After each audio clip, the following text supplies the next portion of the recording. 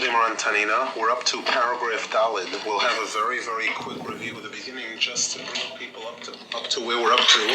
And the part that we're going to do tonight does stand alone. So in other words, if you're coming tonight, you're not going to be lost because of the fact that you're coming in the middle. We mentioned that this chapter on Lekuti deals primarily with the topic of emunah, faith in Hashem and faith in tzaddikim. And Rabbeinu Zal starts off by emphasizing that this is the main and most important item. And Rabbeinu Zal says that many people who suffer very, very difficult types of sicknesses for which there seems to be just about no cure, usually those sicknesses are brought about due to a deficiency in emunah. And Rabbeinu Zal begins to explain a solution, how a person begins to resolve that, and he discusses a concept of tza'okam and halev, a screaming from the heart which is without any sound whatsoever. Rabbeinu Zal says that's the item that provides a solution for these types of sicknesses, these types of illnesses, Rahman al-Islam, that would seemingly have no cure otherwise. And Rabbeinu Zal said that in order that this was one solution that Rabbeinu Zal mentioned, which was the screaming from the heart. Rabbeinu Zal said, however, what happens if a person finds that their emunah becomes nifgam, there's a pigam in the emunah to a tremendous extent, a very severe extent. Rabbeinu Zal says then the tikkun for that, in order for a person to be able to find the waters that allow the emunah to be able to grow, to be able to flow the way it should be flowing, Rabbeinu Zal says that the item that helps that is the concept of eitzah, receiving advice. And Rabbeinu Zal proved through psukim how this concept of receiving advice and this screaming from the heart were both tied into each other. Then Rabbeinu Zal explained the concept of darkness, the fact that when Hashem created the world, first it was dark, then there was light. That darkness represents when a person is lacking in advice, when a person is wandering around in the dark, they don't know how to deal with a situation. Whereas when a person is zeicha to get the advice that they need, that's when a person finds the light, as Rabbeinu Zal explained it. Then Rabbeinu Zal said that in order for a person to be zeicha to draw this advice, he has to have an ish tevunos. He has to have a tzaddik emes, one who is very, very great, who's able to help the person to draw these waters of advice. And Rabbeinu Zal explained and proved how the tzaddik emes, through his act of teaching people torah, where he takes the Torah of Hashem, the words of Hashem, which begin in a state, in an unconstricted form. They start out in heaven, the wisdom of the Torah starts out in heaven as light, unconstricted light. When a tzaddik takes that wisdom and constricts it, how? Number one, by putting it into words. He takes the light of his wisdom and he constricts it into words, whereby the letters of the words that he's speaking, that alone is a form of tzimtzum, where it's broken out, each thought that he wants to, when the item is in his mind, it's a thought. Thoughts have they're not bound by any physical barriers. Whereas a person takes his thoughts and expounds on them verbally, that's when these items, these thoughts, it's the light being put into tzimtzumim. Rabbeinu Zal says that's one form of this. Another form is by a tzaddik light and putting it into a tzimtzum. Rabbeinu Zal proved how that act is what gives a tzaddik the power to be able to draw a double shefa from Hashem, to be able to draw a double parnasa from Hashem, and it's with this double parnasa that he receives this large measure of advice to be able to help people in serving Hashem. This was pretty much what we had till now, in short, in summary. Now we're going to pick up from where we left off. Rabbeinu Zal says, "V'da," and you should know, "Shal yidei nefilas ha'emunah, al yidei zeh na'aseh v'nischazek emunah is kuzvius. Emunah so avodah zarah u'kiyatzei." That when a Jew suffers a fall in faith in Hashem or in faith in tzaddikim, what happens is, it isn't just that this goes down, this item gets decreased. When the faith in Hashem becomes diminished, automatically the faith in other things, in other false items that a person should not have faith in, becomes increased, heightened. Now note, the terminology that Rabbeinu Zal uses for the wrong type of faith is emunos kuzvius, false type of faith, because the faith of Kedusha, the concept of faith of Kedusha, is always tied in with truth.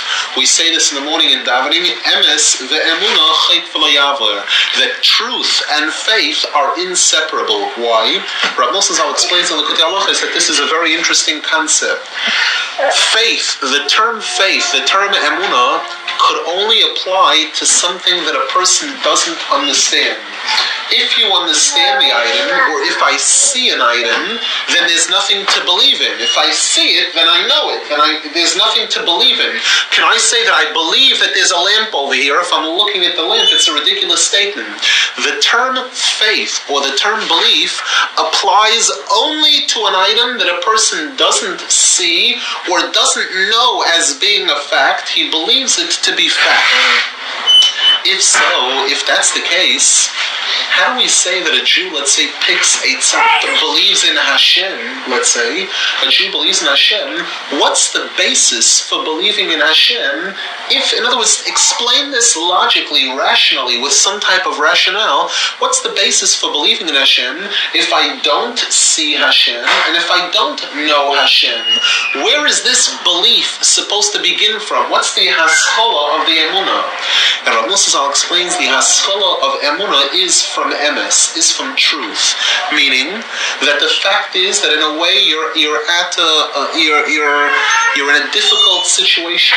On one hand, it can't be shown to you, and yet on the other hand, if any person studies the world and studies himself and looks at everything with an ein ha'emes, with an honest eye, all it takes is honesty, the honesty of a person in being able to admit, in being able to recognize his own shortcomings, and in being able to recognize that which is around him. That honesty alone will lead him to faith, will lead him to knowing what to believe in as being correct. In other words, the question is, we know that a person in this world has bechira, free choice. You have the choice to choose to believe in the Jewish religion, or lahavdil, other religions, or not to believe in anything. And we know that a person in this world is fair. Hashem is melech oyev tzedakah mishpot. Hashem loves fairness.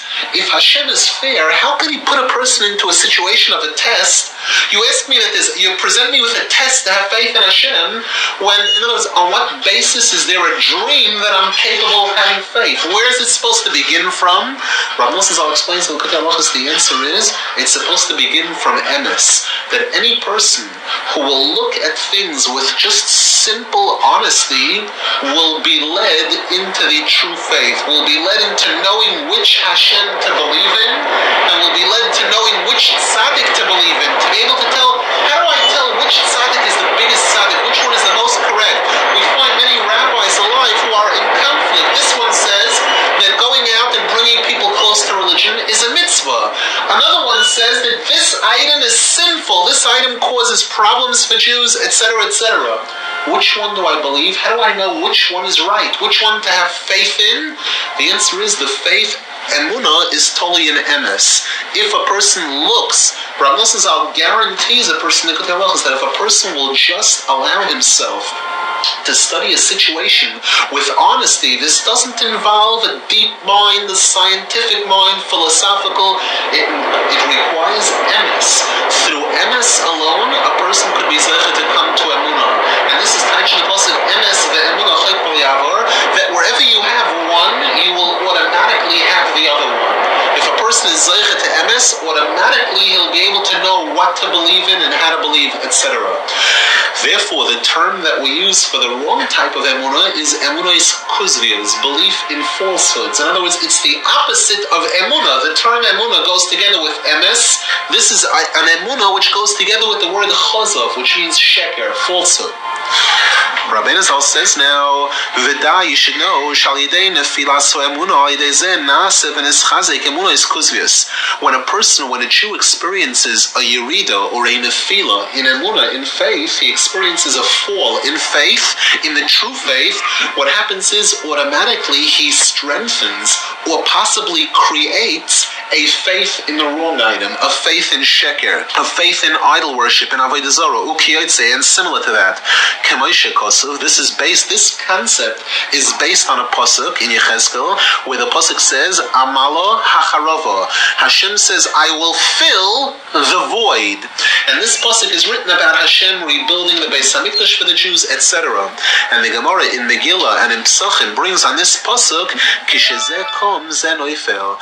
The word mole means full, the word chorev means empty.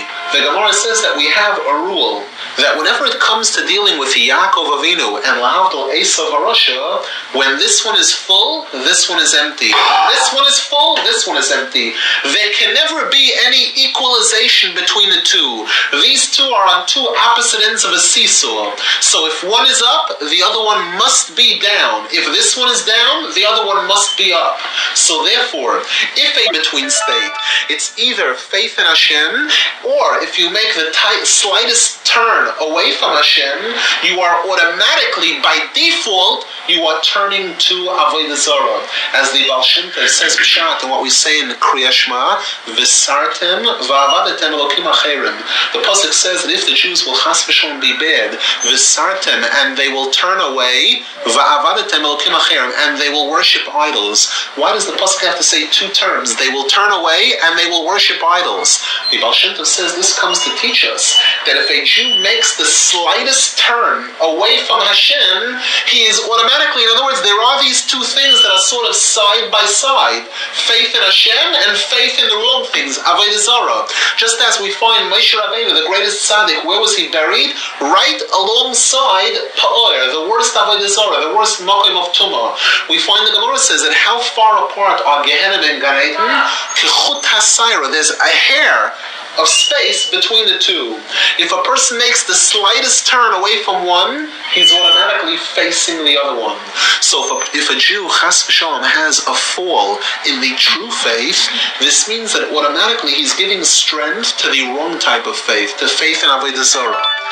Rabbeinu Zal says, Ki ikar kiyum v'chizuk emunah kuzvius huminafilas ha'emunah hakdoshah. The main strengthening and establishment of the wrong type of faith in avodah zarah, in idols or atheistic type of thoughts, comes from a fall in the true faith.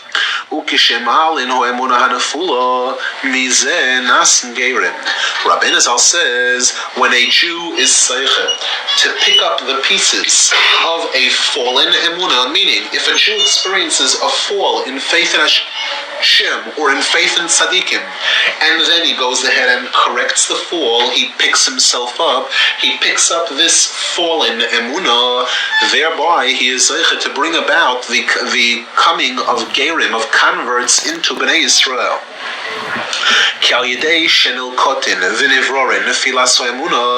Through the gathering together and the picking out of this fallen emunah, shemisham yenikas emunasam.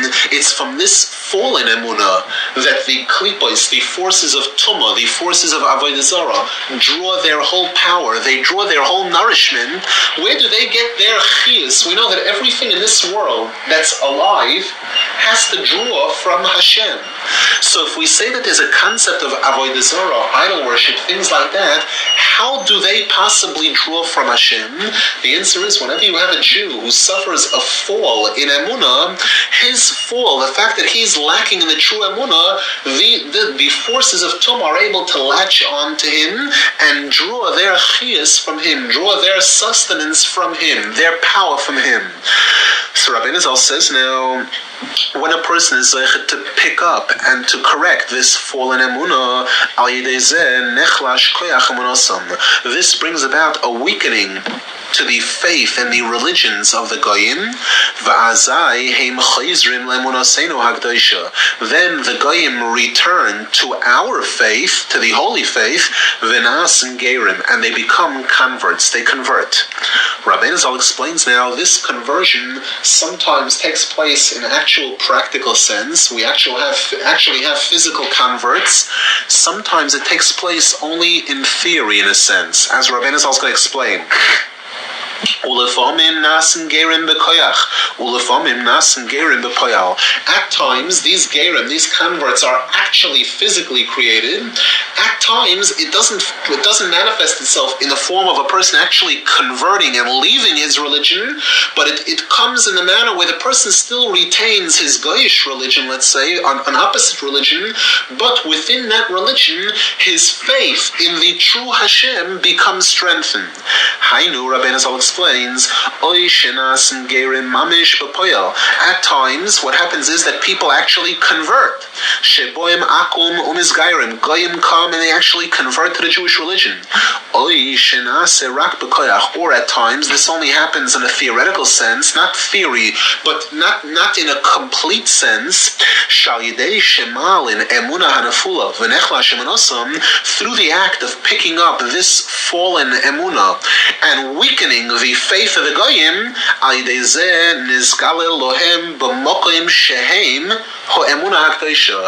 then it becomes revealed to these Goyim on their level, in their location, it becomes revealed to them the true faith, the faith in one Hashem, in a concept of one Hashem, and they begin to believe in their place. In other words, while they're still practicing their own religion, they begin to believe that there is one original creator of the world. Bebechinas, as the pasuk says, Bechol mokoim muktar umugash lishmi. The Navi says that wherever there are people worshipping a religion, in actuality, in other words, and they bring sacrifices, the smoke of their sacrifices is actually going to Hashem, because in other words, they think they believe in the wall or the tree or the sheep or whatever it is.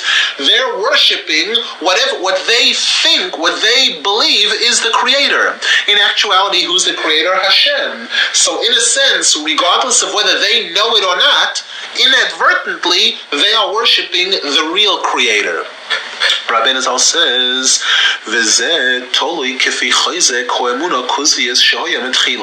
what determines, now, when a Jew experiences a fall in emunah, and then he picks himself up, and he's zeicha to strengthen his emunah, we said that this can manifest itself, this affects gerim.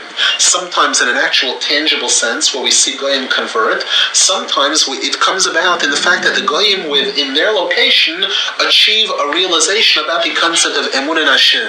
The question is, what determines which one of these two things happens? Rabbeinu Zal explains it's dependent on how strong the wrong type, how strong a fall the person had taken originally. According to how much he was stooped in the emunah's kozvius, that's what will determine when he pulls out of it how much of a tikkun he affects. Rabbeinu Zal says, Hainu kisha emunah kozvius hoysa chazaka betchila. When the wrong type of faith was very, very strong at first, azai then acharkach kishemishabri moisa, when the person is zeicha to break that false faith and he's zeicha to correct the problem, umal inhu emunah hanafula dikdusha mishon, he elevates the fallen emunah from where it was, v'nason gerim, and there are converts formed, azai nason gerim b'poyal mamish. These converts come about in an actual tangible form, the real thing. People actually convert and leave the Goyish religion and join the Jewish religion.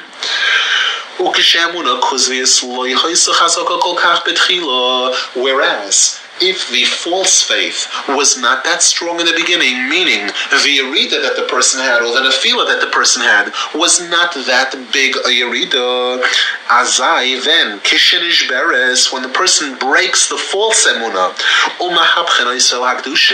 and he changes to the kedusha, he changes to the true faith in Hashem, azai, Then there are also converts formed, but not in a literal sense where they actually leave their religion. What happens is, within the scope of their own religion, they achieve a realization of a concept of faith in the true Hashem, but within their religion, meaning they don't accept the Torah, they don't accept those things, but they do receive a faith in the Yochid Kadmon, in Hashem himself, Kaviyachol. Just 1 second. So to summarize this paragraph, Rabbi Zal says that whenever a Jew or the Jewish nation as a whole experiences a yerida in emunah, a fall in emunah, what happens is this causes a strengthening of the other faiths, of the faiths of the Goyim. So if we see that the Goyim, their crutch and their places are very powerful today, how did that power come about? It came about through a fall in the emunah of the Jews. Just as the Gemara says, what caused the destruction of Yerushalayim? A decrease in people who had true faith in Hashem. When Yerushalayim goes down, what happens? Roimi goes up. The Goyim, when the Jews have a fall, the Goyim bounce up. These are always on two sides of the seesaw. What strengthens the faith of the Goyim? A fall in the faith of the Jews. Rabbi Zal says, however, when this problem is corrected, either on an individual basis, when a Jew is zeichet to correct himself, to study Torah and to daven to Hashem, and to be zeichet to get his act together, to be zeichet to fix up his emunah, what happens is, by his fixing up his emunah, he doesn't just affect himself, he affects the total picture. Kol Yisrael Areidim Zelozeh. He affects the whole status of this seesaw. When he goes up, what happens is he causes a nefila to the Goyim. In what manner? Sometimes this manifests itself by them actually losing one of their members, one of their clan, actually leaves the fold and joins the Jewish nation, becomes an actual convert. Sometimes it manifests itself in a Goy achieving a greater realization of emunah in the true Hashem. What determines the extent of the tikkun? The answer is the pigam. According to how big a pigam there was, according to how big a yerida there was, that's what will determine how big an aliyah. And this is a fantastic chiddush. Picture a case where the only chance for a major accomplishment is when there is a major fall. And we see many proofs to this. For example, the neshama of Moshiach, which is going to be the one to bring about the main tikkun of emunah for the Jews. This neshama, the Arizal brings, had to fall to such a low level. It had to come from so many different sets of problems. There had to be the association of light with his daughters.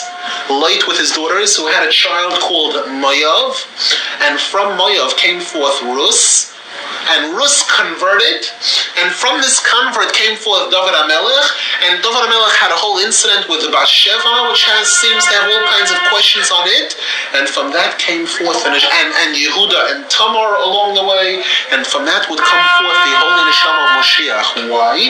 Because it's always that according to how great a tikkun we want to be able to form, when a tzaddik wants to accomplish a very high level tikkun, about emunah, we have every kind of maniya conceivable. According to how big a tikkun we want to accomplish, it's determined by how low the person goes in a sense, to be able, according to how low he goes, when the slingshot strikes back, that's what determines how high he's able to reach up. Now what do you want to ask? That emes and emunah is tied together. Is that always the case? What happens if somebody looks honestly at something, and like a tzaddik gives a person an eitzah, and he looks emes, and he sees that he has to just believe this, 100% without knowing it. Because if he looks emes, through his own eyes, he'll see that he wants to do something else. Not true. So that's not true. It's blind, isn't it? No. Is blind. No, because I'm telling you, if emunah were totally blind, then what makes you any more right than the guy who believes in his priest and his father and that stuff? If faith is something that's completely blind, what's to say that one is any better than the other? The answer is, on one hand, we say faith is a concept of blind, because factually it's in something that you can't see.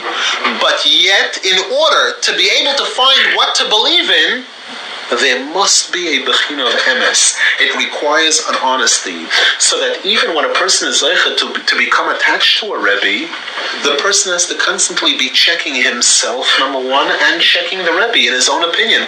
How does he know he didn't make a mistake? Maybe he attached himself to the wrong Rebbe. Not necessarily in the wrong Rebbe that his Rebbe is a Russia, but let's say if a person wants to find the greatest tzaddik, we have the case of Rav Nosson Zalman, who first became attached to one Rebbe, then to another.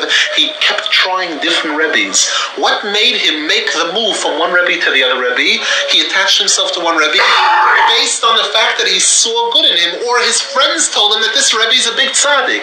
He came to him, he benefited from him to an extent, but he always looked with a very, very honest eye and made a judgment. Do I think that this person is in a position to be able to help me with everything that I need? And until he felt completely satisfied, he just continued to search until he found what he felt was the emes, you understand? So in other words, we can never, if we separate emes from emuna, emuna is nothing. This is where Rabbeinu brings in a small term that if a person has emuna alone, on emuna alone he can fall. If a person at any point in time wants to close his eyes and jump, he can bump into a wall and get a big swollen head and get himself all bloodied up. That we never say. It always has to be emes v'emunah. We understand that faith sometimes involves closing up your mind, meaning that if a person wants to have faith in Hashem, does that mean that he first has to be able to understand everything about Hashem? The answer is that's ridiculous. Because if you would understand Hashem, you would be Hashem. The concept of a Hashem who is so great and so infinite everything automatically dictates that I can't understand everything. So on one hand, if I go with only emes and I try to make everything honest in my own, no way. But there has to be an application of emes to a degree in order to be able to figure out what to have emunah in. Otherwise, it's called what's the pasuk about the silly pesi yamin l'chol davar. A fool believes in everything, and Rabbeinu Zal brings that's not good. That's not kosher. That's not the way a Jew is supposed to be. Pesi yamin l'chol davar. Just believe anything anybody tells him.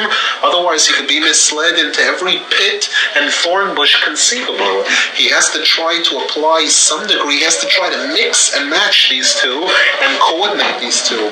On one hand, not to try to use his own seichel. On the other hand, to use some seichel. Otherwise, he's finished. Okay. Now Rabbeinu Zal says, and note, this yichud of emes and emunah is the yichud of zohar and nekeva, which again are always inseparable. It's the yichud of torah and tefillah. Torah is always called emes. Torah's emes oisabafiyu. Tefillah is always called emunah. Vayihi yadav emunah. Moshe Rabbeinu stretched out his hands in faith, meaning in tefillah. So therefore, these two are the whole basis for the Jewish religion. These two are inseparable, and one without the other is unacceptable. It can't work. Torah alone without tefillah, chas v'shalom, a person that the Gemara tells us that the Torah is a poison. The Torah is either a sam chaim or a sam mothers. You're taking a chance. How do you know that your interpretation of the Torah won't be a false one, as many Rishonim in the past took the Torah and used that as an excuse for becoming the worst sinners conceivable? How do you know that you won't do that? The only protection is tefillah. On the other hand, tefillah without Torah is nothing, because without the knowledge of Torah, you don't know what to pray for. The Gemara tells us stories of people who prayed for the wrong thing. One person got up and started davening to marry this specific girl. He saw a girl that he liked. So the Gemara says one of the rabbis of the Gemara came over to him and said, "Fool, you're not allowed to do that. Hashem doesn't like that. How do you know she's the right one for you? You have to daven to be zech to find her." So we see that tefillah alone is nothing, and Torah, you must have both. You must have emes ve'emunah. Could you say that, in other words, the koyach taking a person away from these would be Esav and Shmuel, and if so, which would correspond to which? Which would correspond to? In other words, would take one koyach taking a person away from having Emunah and Hashem, right? From learning. The answer is both. They both apply to both. Those two, the Zohar Kodesh uses the terminology anonin, train anonin, the mechasna vaynim. That Esav and Shmuel are referred to as two clouds that cover up the eyes of a Jew. clouds. There's a pasuk sakoiso be'onon loch me'aver tefillah, that clouds are something that block the tefillah. On the other hand, the eyes are the whole concept of seichel, chochma, vatipokachno inei shneim. The tumah always tries to cover up both. They try to cover up the Torah, the Jews, they try to block a Jew from studying Torah, or they try to block a Jew from davening. Period. I heard the Captain mention as far as Esau that why did About Captain Esau. Give it Esau?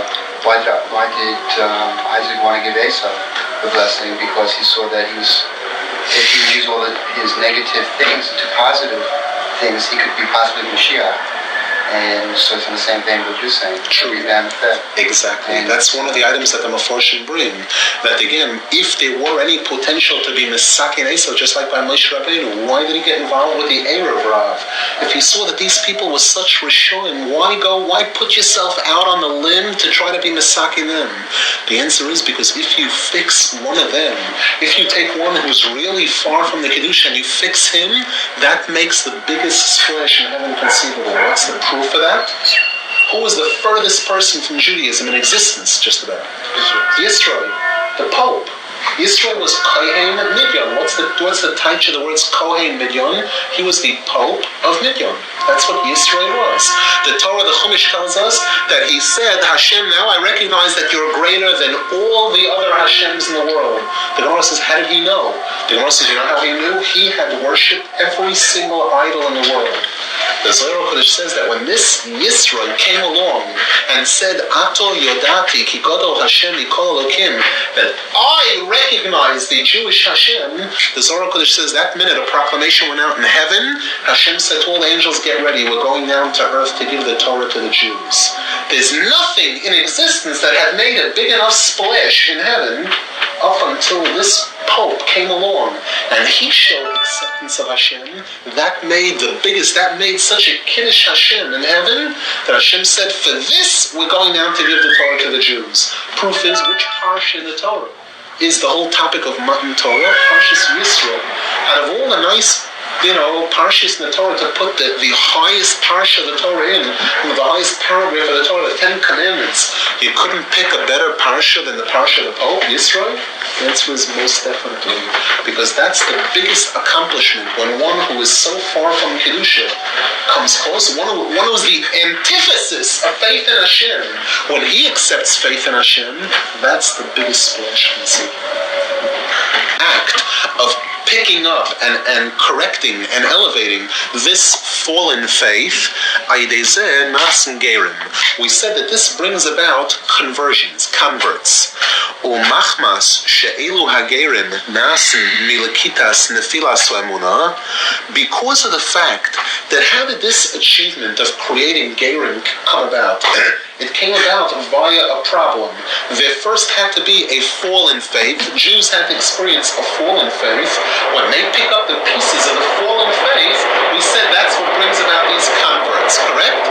So Rabbeinu Zal says now, because of the fact that these converts, the act of these converts being created, is only brought about through a fall in faith, that's why there is a negative aspect to this. Al Kain, therefore, hein mazikin liYisrael. Therefore, although on one hand it is a very big accomplishment and a beautiful item when a guy converts, but it's not totally good. There is some bad that comes with it. As the Gemara says in Kiddushin, Bebechinas, as the Gemara says, Koshin Gerim liYisrael kisapachas bo'er. That Gerim, converts, present as much problems to the Jewish nations as a sore on the skin. Just as a person doesn't like to have a sore on the skin, that's how much the Jews don't like to have converts. Because converts present problems to the Jewish nation. How? Hainu, Rabbeinu Zal explains, Hainu makois. The word sapachas means a sore, like a nega on the hand. Rabbeinu Zal says that's mako. That's like a wound on the hand. Bechinas makois muflois kanal. This reverts back to what we started this chapter on Lekuti. We said that there's a pasuk that says that Hashem will place on the Jews makois muflois vene'emonois. That the concept of emunah, that these makois, that there is a type of illness that could befall a person that's wondrous, and it represents a fall in faith. Ne'emonois, Rabbeinu Zal said, it's due to an afil in emunah. Rabbeinu Zal says this is what the pasuk is hinting to when the Gemara tells us that Gerim are like a sore. They represent this makois muflois vene'emonois. They come, the bringing about of converts comes about via a fall in faith by the Jews. They are created via a fall in faith.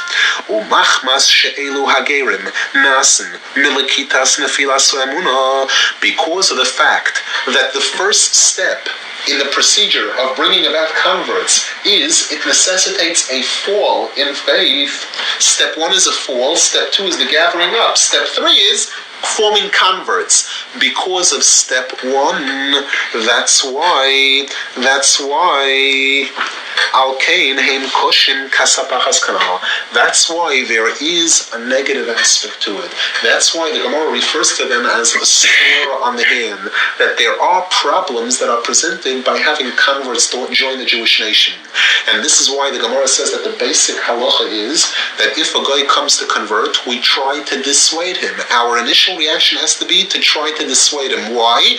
Because this item could cause problems for the Jews. It could cause the most fantastic gifts to the Jews, as in the case of Yisrael, where the Zohar HaKodesh testifies that it was Yisrael's conversion that actually resulted in Matan Torah for the Jews. Without him, with Moshe Rabbeinu, with Yeshua, with Abraham, Yitzchak, Yaakov, the Jews would never have received the Torah on Har Sinai. This is what the Zohar HaKodesh says. It was only Kad Osi Yisrael, when Yisrael came and joined the Jewish nation, that's what brought about such a fantastic reaction in heaven, that Hashem actually was willing to come down on earth and present himself in all this glory on Har Sinai. So Rabbeinu Zal says so therefore the general rule is that we dissuade a convert. Why? Because of the fact that there is a negative aspect to it. Now the question is, what actual problem do converts cause for the Jewish nation? That's going to be in the next paragraph. Rabbeinu Zal is going to explain that. What do you want to say? That was your question? Well, related, like the Lashon Rabbeinu Zal seems to be saying that the Gerim calls Machas Muflos. The Machas Muflos is Al Yeshilas Emunah. Exactly. Coming back is Bechina of being a second Emunah. True. In other words, but the fact is, no, there's a saying, I heard this to quote my mother-in-law who's here, interestingly.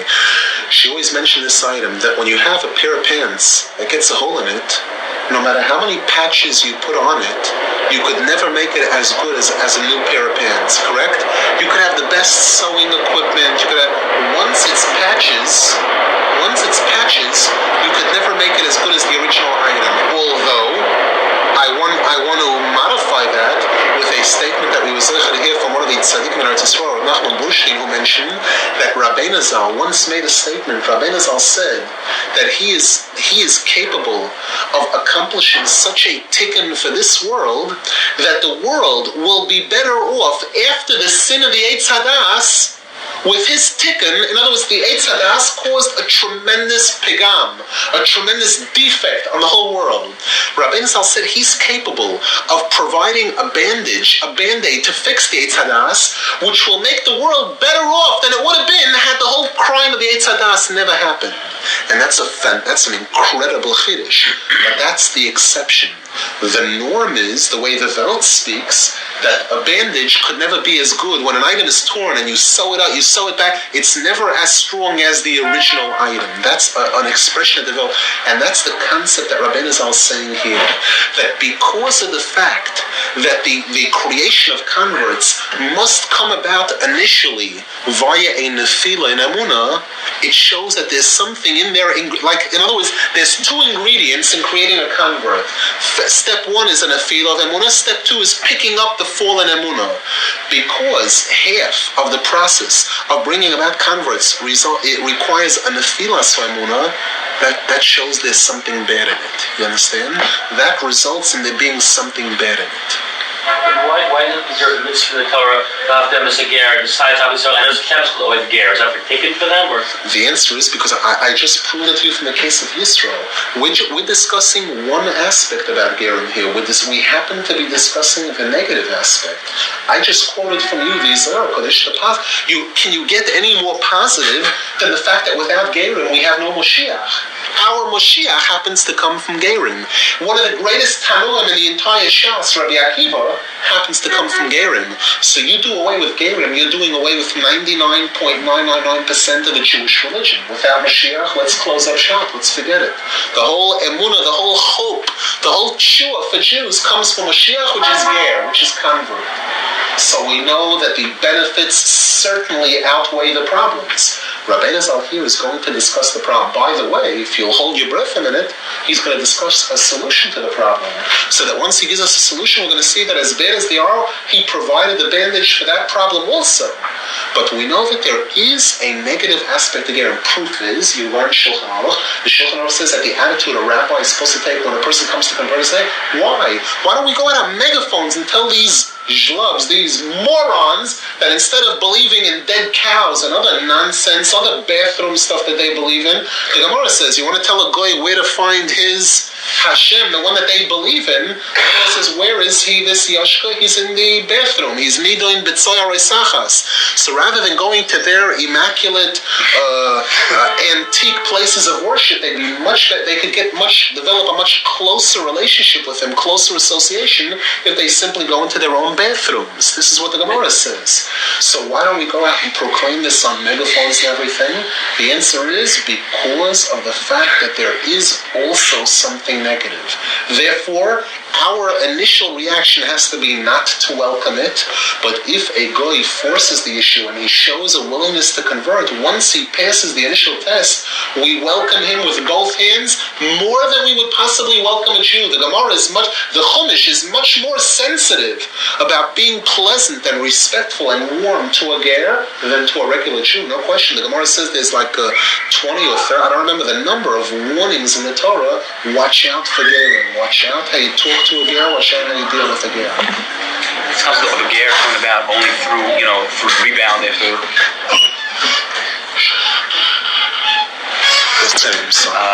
The fact this concept of the ger coming about through a tikkun for those fallen emunah, and you're saying it's not as good as the fact because it comes back to this negative point. Can that be applied also? What about say about Baal Shuvah?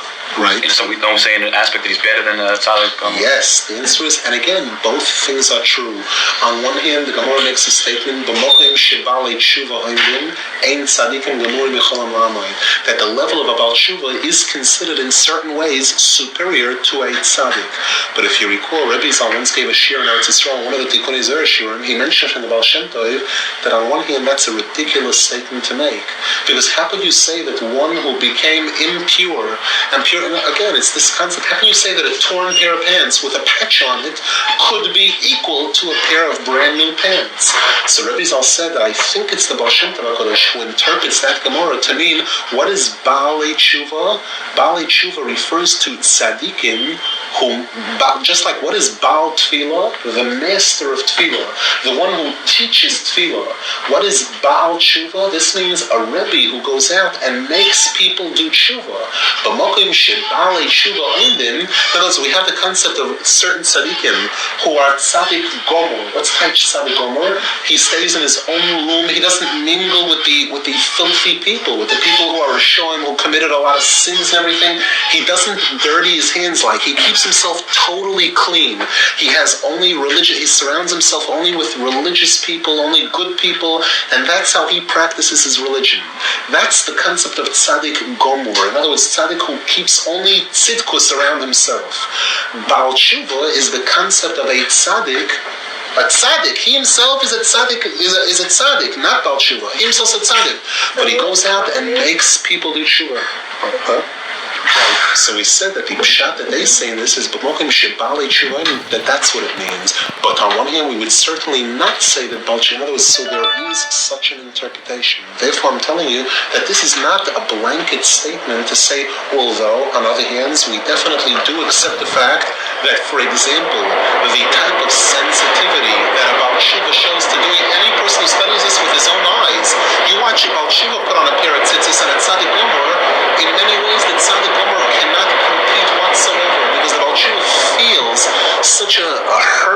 wrong hand, for what he did wrong, and for the fact he hasn't done this in so long, he shows much more enthusiasm in 99.99% of cases than the tzaddik Omar.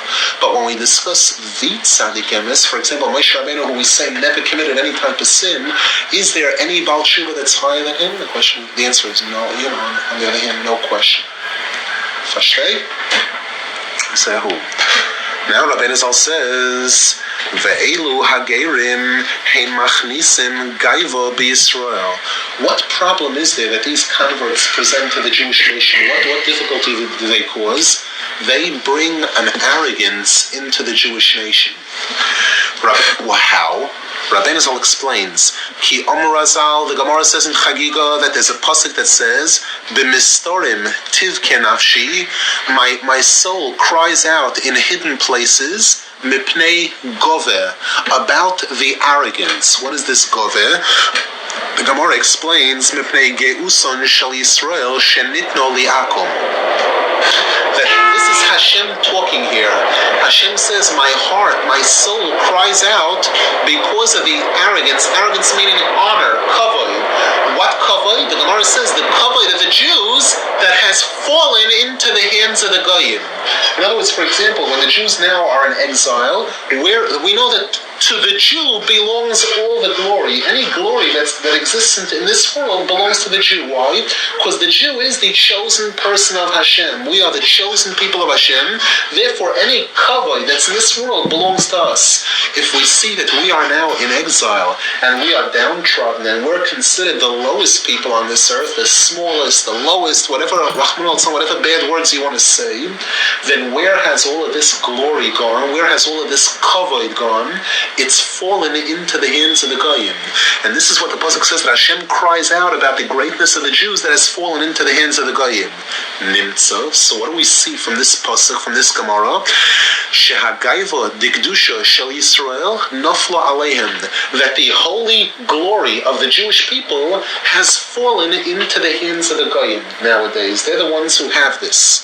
V'alkein, therefore, kishechoizrim akum umizgairim, when a goy returns and he converts, heim meivin imohem gaivo shoisa etzlam kanal, he brings back with him part of this glory, this kavod that he had with him while he was a goy. While he was a goy, this fallen kavod was by him. He brings it back, umachnisin b'Yisrael gaiva, and they bring into the Jewish people gaiva. Now note these again. If you have knowledge of Kabbalah, everything jives, everything fits perfectly. How did we say Geirim are brought about? A nefila in emunah and a restoring of the emunah. What sphera is emunah? Malchus, kavod, v'yavod melech hakavod. So these two are one and the same. The ger is brought about through a nefila of emunah. The emunah falls. The kavod of the Jews falls. What's the tikkun? An aliyah to the emunah. An aliyah for the kavod. So that gerim are synonymous with a heightening of kavod. This heightening of kavod could manifest itself in a good way, or at times it could bring about problems. Rabbeinu Zal here is addressing a situation whereby the concept of creating gerim causes this kavod to fall into the wrong hands, as we're about to explain. That there does exist a potential when a goy converts, he causes this heightening of kavod. This heightening of kavod has to go somewhere. If it goes into the right hands, it's a magnificent accomplishment. That's the wording of the Zohar Kodesh. Kad osi Yisroi kidein istalik ve'isyaker shmo dekutche berichu. What is shmo? Baruch Shem Kevoid Malchusay. The name of Hashem is the kavod of Hashem. The kavod of Hashem was heightened in an incredible way. Whereas if this kavod falls into the wrong hands, it could cause tremendous damage, as Rabbeinu is also about to explain. So again, we're discussing a potential of harm that exists when a goy converts. Not necessarily that it has to cause harm, a potential. Rabbeinu Zal says now, Va'al yedei zeh, through this type of thing, noitlin cherev hagaiva manhige hadoyer shenizgoin al hadoyer bechinam. What could come out of this is that Rabbeinu Zal is going to use the term the sword of arrogance. He's going to base that on a pasuk. There's a pasuk that discusses this cherev hagaiva, a sword of arrogance, a sword of glory, or a sword of kavod.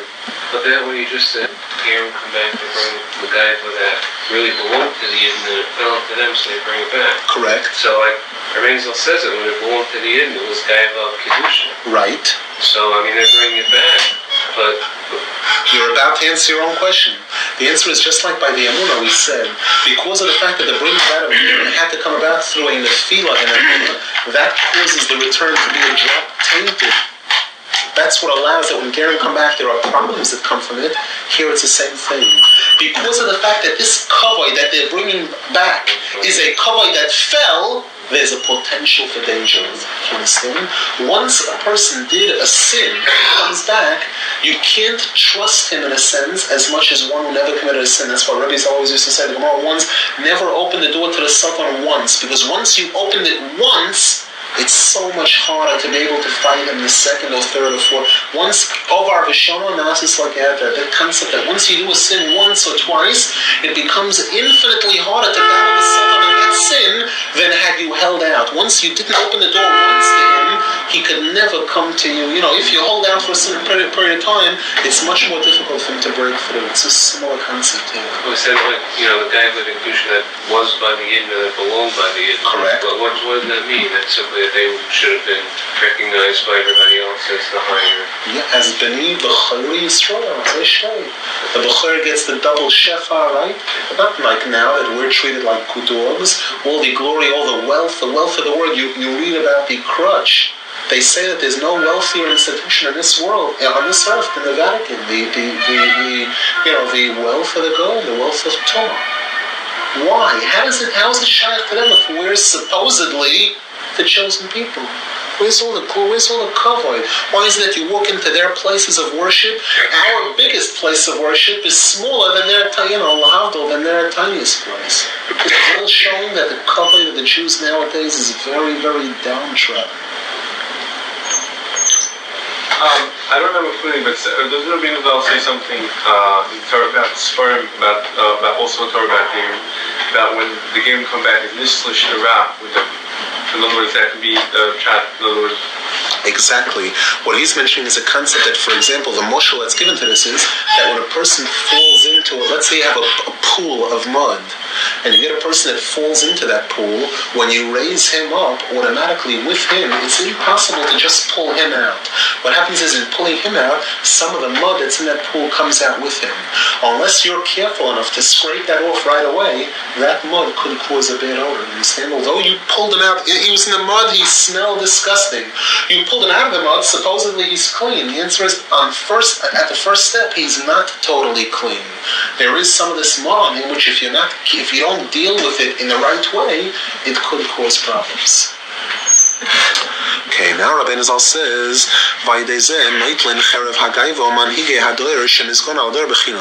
what happens is this sword of arrogance falls into the leaders of the generation who show an arrogance to the generation needlessly, without desert. In other words, they act in an arrogant manner, in a haughty manner, although they are not worthy of any haughtiness or arrogance or any kavod. Rabbeinu Zal explains now.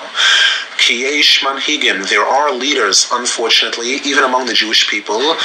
Shenisnagin berabonus, they act as leaders. They act as leaders. Umaishlin al amdal, they rule over a poor nation, poor people, meaning either poor in money or poor in seichel. Einoni elam anadas, the Gemara says. Vehim mizgoim al hadoyer bechinon, and these leaders, they play the role of leadership falsely. They're not worthy of being leaders. In other words, for example, somebody who's set up as a rabbi in a shul, the fact that he's the leader in religion, he better be more religious than the other people there, otherwise it's a mockery. Otherwise, how can he represent the leadership of religion if he's the least religious one there? In other words, that's the silliness.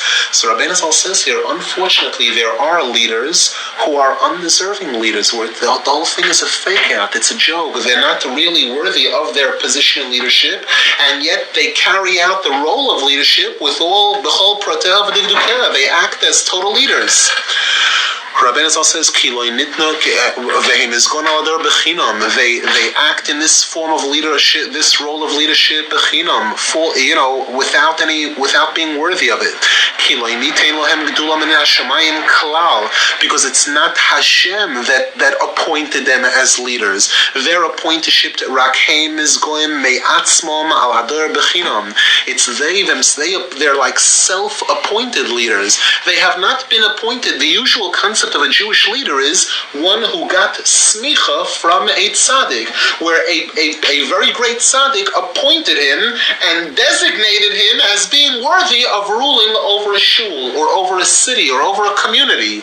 Without that, people who are self-appointed leaders, or they're appointed by ones who they themselves were not appointed by a true leader, again, you're causing this type of situation where a person enters into a leadership position where he's not really worthy of it. Hashem is not happy to see him in that spot. And these leaders, these incorrect type of leaders, receive this sword of arrogance. As the pasuk says, "Va'asher cherev ga'avosecha." So we see the term used in the pasuk, a sword of arrogance.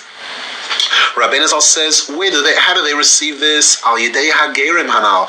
They receive it through these converts. Shehi machnisim gaiva b'Yisrael kanal. Because we mentioned before that converts bring this arrogance into the Jewish nation. They bring this kavod into the Jewish nation. We're using those two words interchangeably here, gaiva and kavod in a sense. U'moishlim al amdal b'chinam. And these rulers act as rulers over a poor nation without any warrant, without any merit.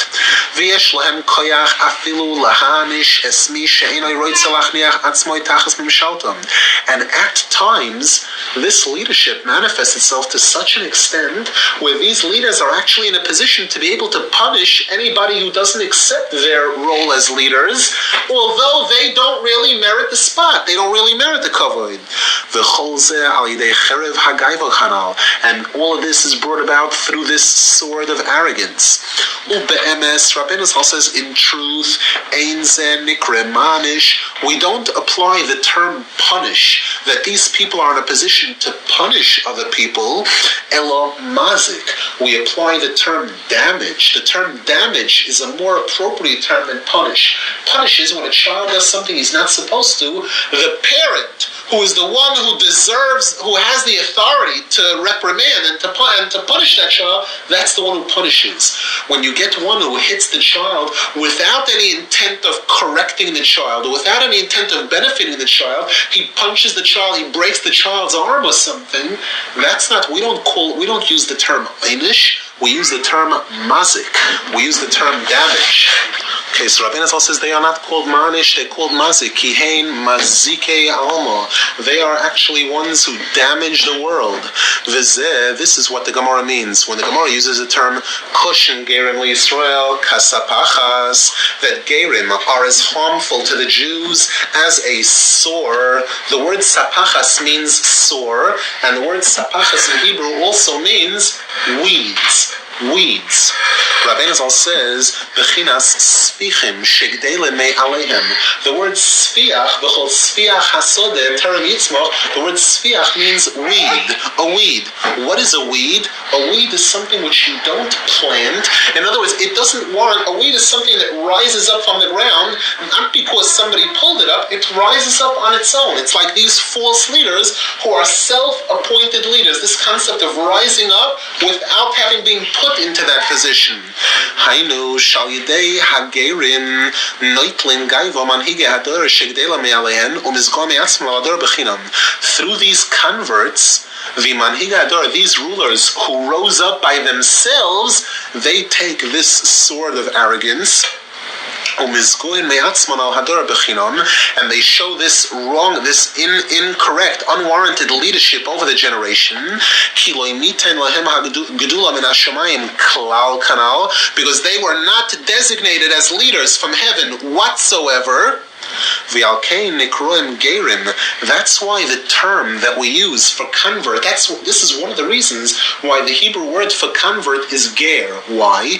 There's a al shem, as the pasuk says in Tehillim, yagiruhu al yidei cherev. The word yagiruhu means to spill blood. They will spill their blood through a sword.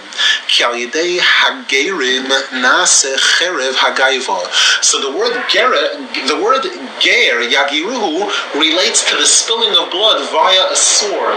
So the word ger reflects to this creation of this sword, this cherev hagaiva. We brought the pasuk Vasher cherev gavosecha. This cherev hagaiva that the gerim impose on the Jewish people, which sometimes gets picked up, it gets put into the wrong hands, and these incorrect type of leaders, these unworthy leaders, take this cherev hagaiva and they use it to show a leadership over the Jewish nation that's not warranted, it's improper.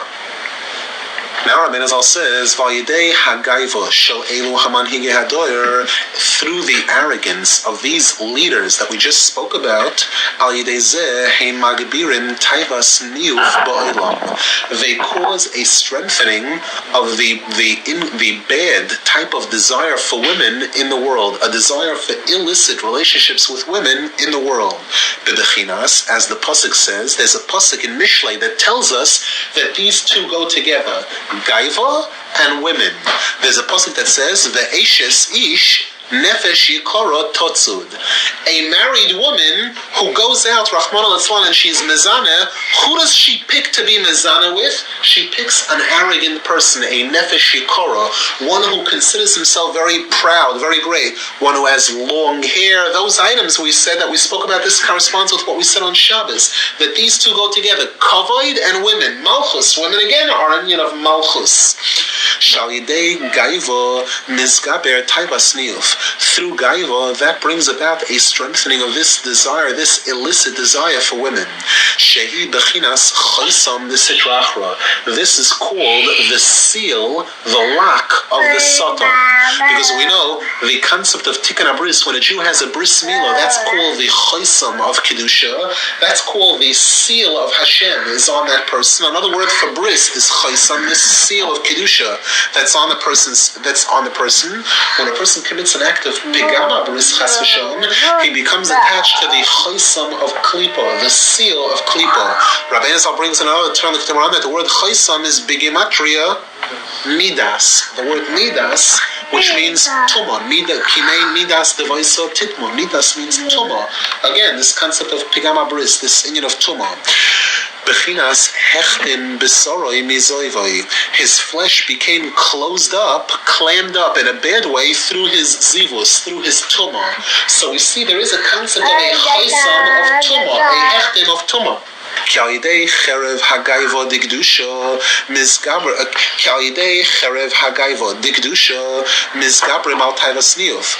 We know, how does a person overcome the incorrect desire for women? What does he have to use to overcome this desire? A sword. How do we see this? The Bechina says, the pasuk says, Chagoyer charbecho al yorech. Tie your sword to your loin, to your thighs. Yerech refers to the unit of tikkun abris. Charbecho al yorech. The sword is the thing that protects and helps the yerech, the union of tikkun abris. So there is a cherev of gaiva of kedusha that brings about tikkun abris. Aval yidei cherev hagaiva shel elu hamanhigim anal shemekabla me'agerim kanal. But through this sword of gaiva that these wrong type of leaders receive from these gerim, as we spoke about before, mizgabrim chas v'shalom taivazu, they cause an arousal of this desire, this impure desire for women, this incorrect desire for women. Hold it over here. Any questions? Friends, I mentioned that you mentioned that there is a sword that does protect. Exactly. Is there any answers? What's the sword? Exactly. What's the pasuk to prove that? The Gemara in Brachos says. What's the punchline? Those who praise Hashem with their throats they carry a double-edged sword in their hands. What is the double-edged sword? The praise, the tefillah. Tefillah is called, when it says that Yaakov Avinu conquered Shem, becharbi ubekashri. The Gemara says, betfilosi ubakoshosi. Cherev is tefillah. The statement that Michigan made is someplace. Which statement? Yes, in other words, he was quoting it, obviously, I believe, from a sefer. I never saw it myself.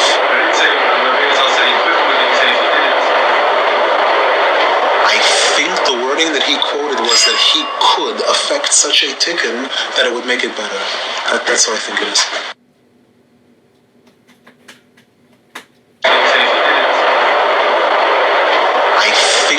That he quoted was that he could affect such a tikkun that it would make it better. That's what I think it is.